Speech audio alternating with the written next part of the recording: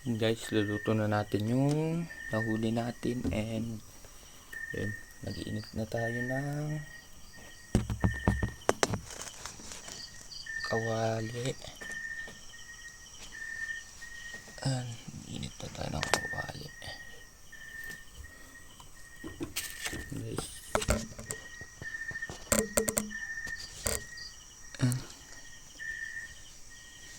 lagyan na natin ng mantika.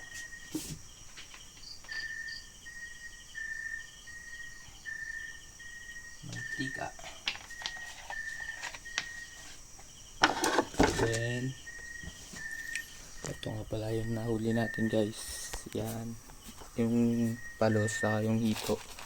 Bukas na natin yun dahil idadain yun sa yung parapli naman or talangka dito. Bukas na rin, guys.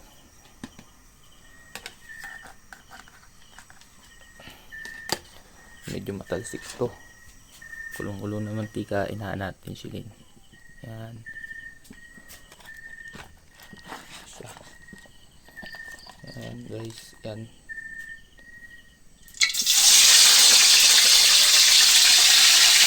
Yan. Malakas man na musik. Guys, manilamsik yan. Itong hipon natin na parang kulang. Yun, guys, masakit. Nakapaso. Guys, nakapaso, guys. Layo-layo tayo na konti.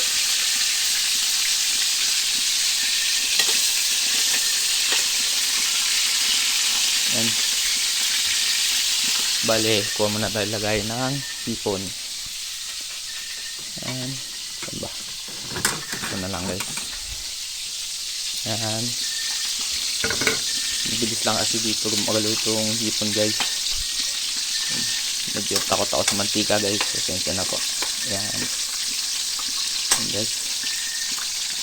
So yan, pag pula na yung hipon, guys, luto na yun.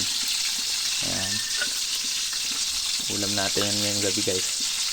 Kumain na ako kanina pero kakain ulit ako dahil masarap yung ulam. Yan. Hindi na maghihirap sa bibili pa, hindi na, guys. Yan. Punta lang sa sapa.